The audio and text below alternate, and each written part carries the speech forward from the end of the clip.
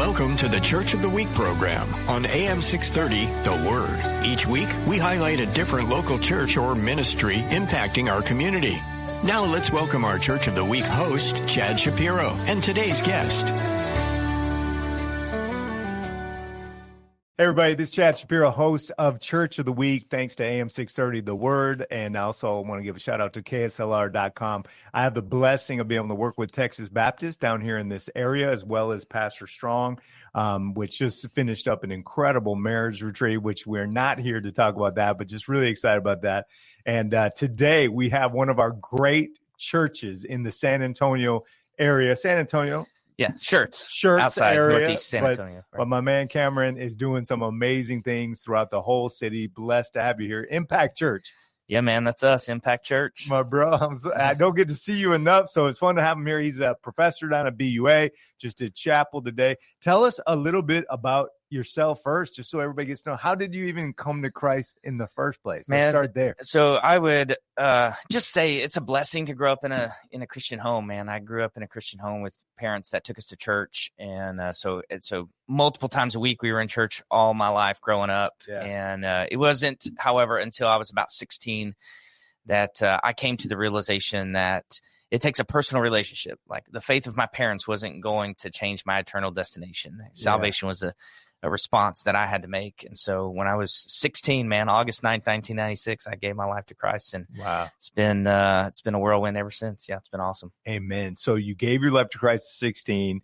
You were a missionary. Talk about that a little bit. And then is somewhere in there called to be a pastor? Yeah. So, a few years out of high school, I just grew up playing music. So I was a musician. So I began to lead worship in church and various things. And so God just really clarified a calling to ministry during that time. And it was something I just knew that that's what I was on this earth to do and to be a part of. And so I moved to Fort Worth in 2008 and started going to seminary at Southwestern. So I did my undergraduate and graduate school right there. And during that time, God just kind of refined a heart for the nations. And so we served overseas and with the International Mission Board of the Southern Baptist Convention, we served overseas for a little over 5 years, and we were in a religiously closed country, so it was kind of an interesting thing to do and to be, and it was awesome. We learned a ton, really a period of time in which we functioned in our giftings a lot of teaching, of leadership development and growing and planting churches or helping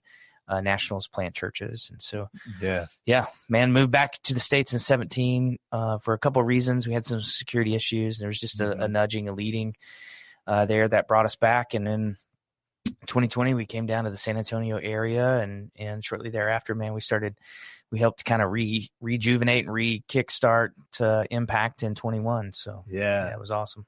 Man, and you've been doing great with that. Talk a little bit, if you can, about Impact. And if you're watching this online, stay listening. But I wanted to talk about Impact right away in case you jump off for some reason. But if you could even share and like and comment and all that stuff, we would appreciate that. But tell them about Impact, because, I mean, I love it. I watch your sermons a little bit here and there. I see your clips, man. I like those little quotes that you got coming out. You guys are doing great, man. It's just a blessing. I been in church, as I said, all my life, and having been in church all my life, now leading a church plant is a totally different experience, and it's super cool, man. We love Impact so much. We're located in Schertz, which is just outside of 1604 in the northeast side of town, and real close to Randolph Air Force Base. And so having done international work, cross-cultural work, and kind of that being part of who we are and who God has made us to be, like we long for diversity, like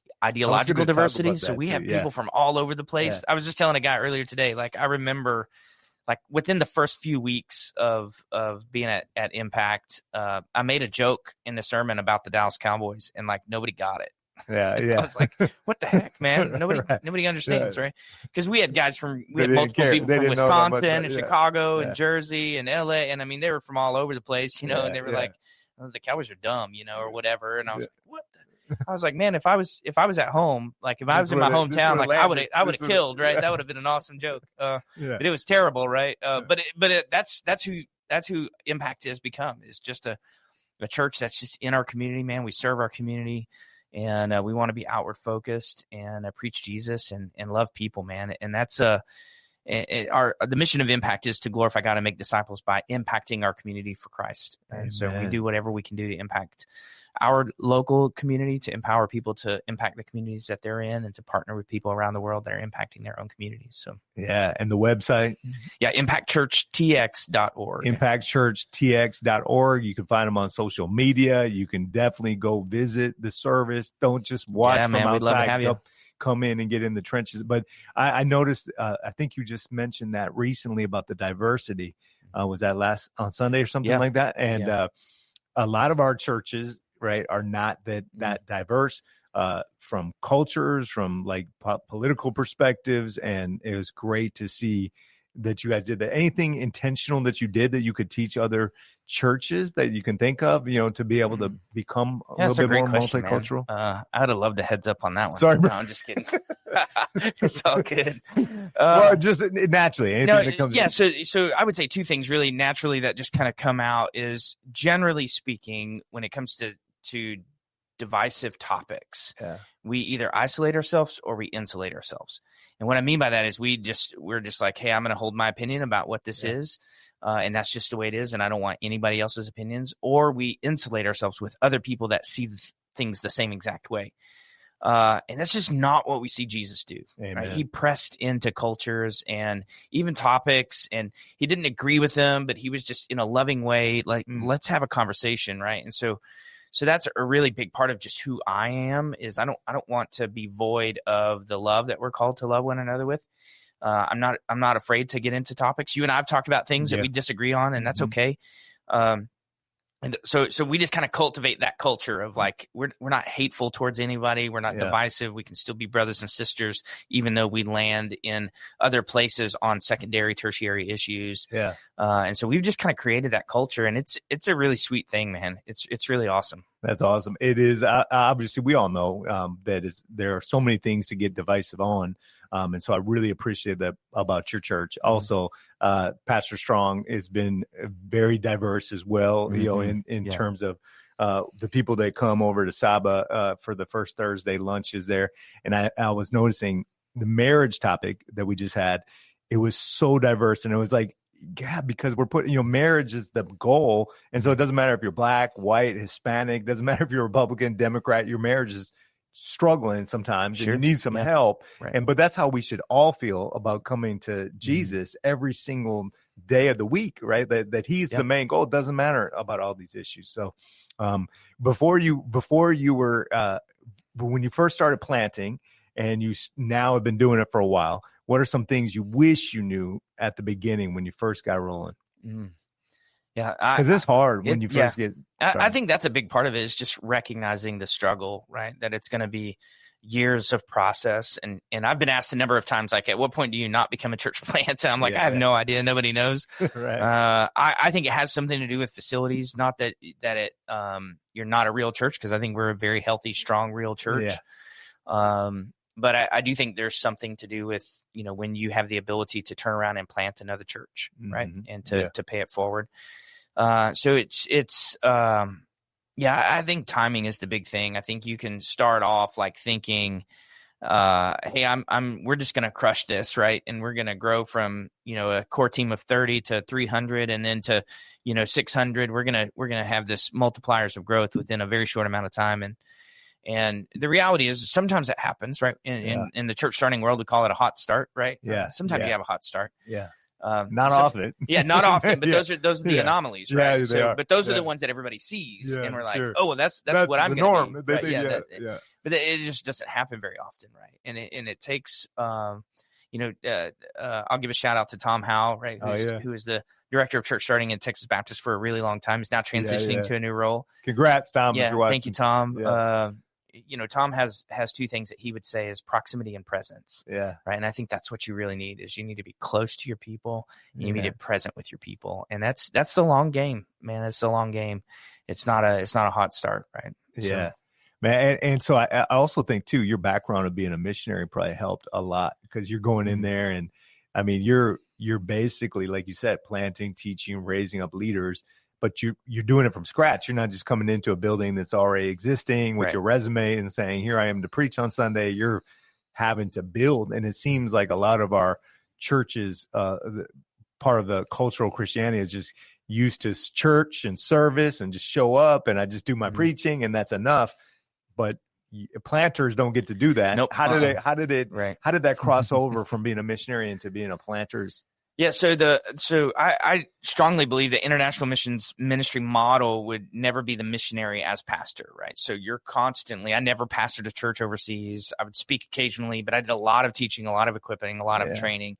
And so that was for me very natural to come into this role. And that's maybe a little bit of an answer to your previous question too about what we need. And I think that the importance and role of a team and team development and leadership development is really, really critical to successful planting. And so that for me is one of the things that just was natural because I don't have to do it all. A lot of planters are like really type A personalities. Like, let's just pick ourselves up by the bootstraps and go on. And you've got to have a team around you. And if you don't develop a team in a healthy way, you're going to either burn out or your church is going to plateau because you have a limit. Everybody has a limit, and our limit isn't 1,000 people. It isn't 500 people. Usually, a limit, personal limit.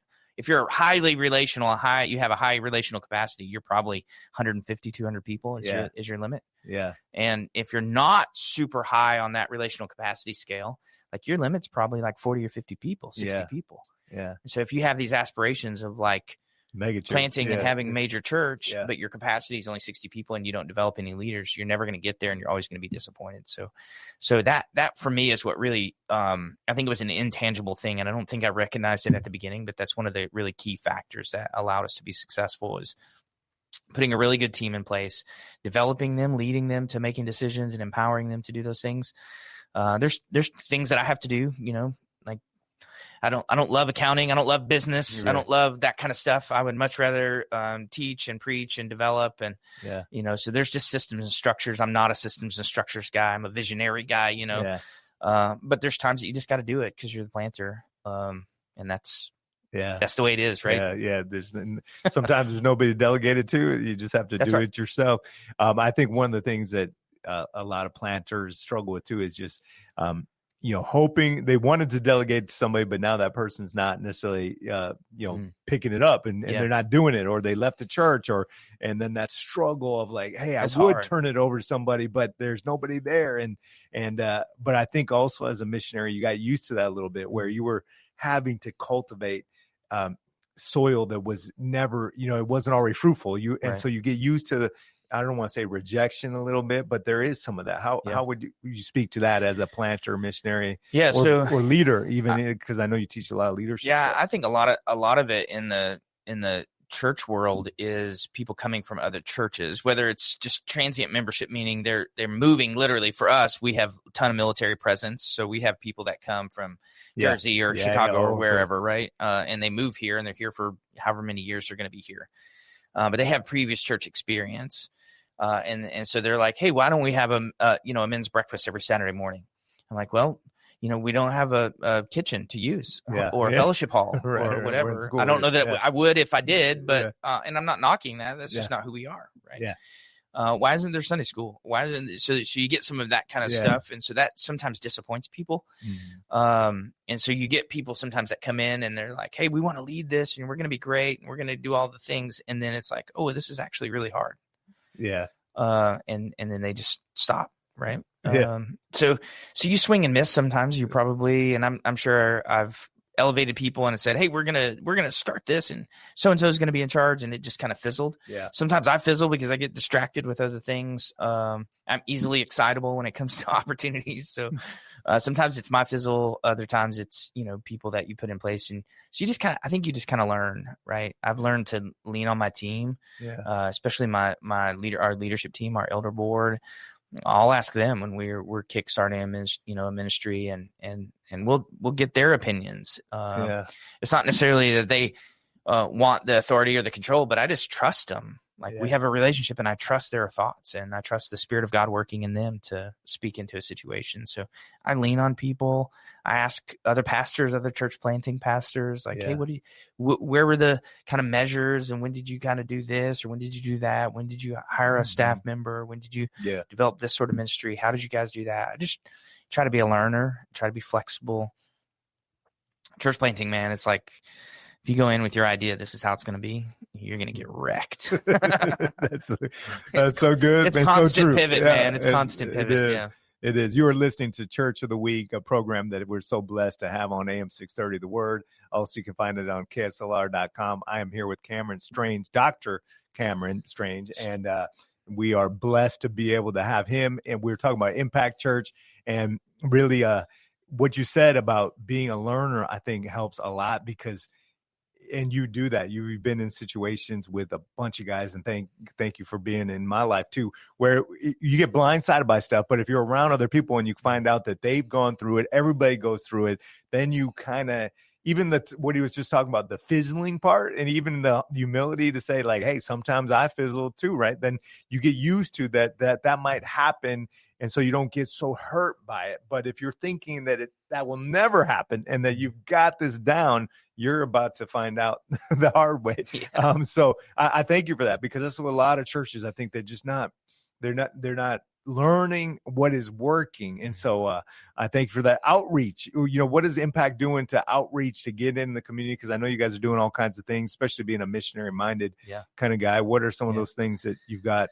So we're actually developing a little bit better of a more systematic sort of strategy for missions that is kind of following an Acts 1:8 model with 4 quadrants of Jerusalem, Judea, Samaria, into the earth. And so that's something in process, literally in process right now, that we're talking through and working through, and what that looks like for us. But we often, the kind of language I use is a church in the community for the community. That's what we aspire to be. That's what our vision is to be a church that's in the community and it's for the community. It's known in the community because we serve the community. So I don't feel like I don't carry the burden of trying to do everything. We can't be. We're not big enough, but really no single church should ever be the sole solution to any of our major issues. So we participate, which is a national movement of love where you live. Mm-hmm. That's a thing. We have a work day coming up at the end of October that we're partnering with. A Northeast Bible Church in Garden Ridge is the kind of the main sponsor for our area. So they're the main catalyst of putting all that together. So Love Where You Live is something. We partner with True Light 127 Ministries, which is a live-in foster care unit out in Marion. They have 40 beds, and man, they're doing hard work. It's seriously hard work, but great. So we partner with True Light sometimes.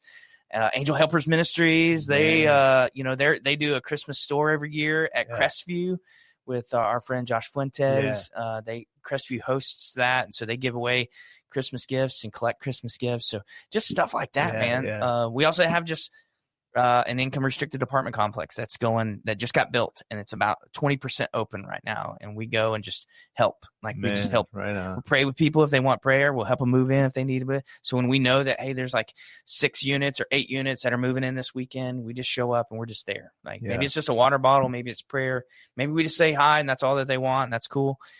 So it's just, again, that's that proximity and presence, right? We're in our community, we're seen, we're visible, we're serving our community. I love it. And I love what you're talking about with Acts 1:8. And I see that with also teaching, right? Mm-hmm. So people might say, how do you do all this stuff, right? You're trying to pastor a church plant, you're married, you got kids right now, you're a professor, over here. It's a lot. But, I mean, you're Judea, Samaria, the ends of the earth. I mean, you're doing it all. What's going on down at BUA with your classes? Yeah, man, BUA is awesome. Baptist University of the Americas. I was there preaching chapel today. We had a great time, a great body of work. And Dr. Jaquez, the president of BUA, is doing great. The school is really beginning to grow and flourish. And so I'm teaching a little bit on both undergraduate and graduate classes. That's really just my passion of you're so good at it, man. Ultimately why I got, the degrees that I ended up getting was so that I could teach. I have zero desire to be in full-time academia, right? So don't call me. I'm not interested in a full-time faculty position, but I love teaching students. Yeah. Specifically at BUA, I love the interaction with international students. So it's a beautiful thing. I love being a part of it. I have a couple church members, 2 guys on my elder board that have credentials and are also teaching in leadership and in the theology school. So it's a fun thing. It's a good partnership for us. We love it. Yeah. And most pastors, I think, when they get so like stuck in their own building, right, they're missing it. That God is calling them to be in the community, not just in the building. And so to get out there a little bit. And so I love seeing you. Well, it helps when you don't have a building to get into. Yeah, and there's nowhere to go to. Yeah. But I do think it is a posture, right? It's an outward focused posture. It is. Of serving others, right? Making that not a come see us, but let's go to you. Yeah, that's a mindset, right? A posture. And I've always felt that you're really healthy, the way you think, the way you take care of yourself. Can you speak to that for any leaders, just in general, not just talking about physical health, but overall health? Because it's not easy, but we got to take care of ourselves. Yeah, we totally have to take care of ourselves. So we do physically, obviously, just in rest and having a Sabbath, right? Taking time and recouping and doing a marriage retreat and spending time with your spouse and having a healthy relationship with your family is super important.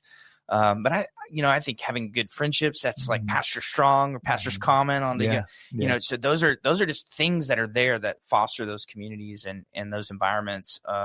So just, I think it's just something we have to pursue. Right. Yeah. And get rid of all the pretentious. That's what I love about those sorts of things. Like I don't hang out with people that are always posturing and they're trying to, look pretty and be real pretentious. I'm just not interested. I'm over it, man. Yeah, I'm over it. Right. Yeah, yeah. If I've got 20 plus years of ministry left in me, like I'm not going to waste it on pretentious people. Yeah. We're just going to be who we are, say what's going on and be real with people. And what I've found is when you're real with people, they're real with you back. Yeah. Like if I posture, then they're going to posture. If I puff up, they're going to puff up. Right. If I want to talk about all the degrees, and I can do that, and they're going to talk about all their degrees. Yeah. Ego battle. Yeah. It doesn't.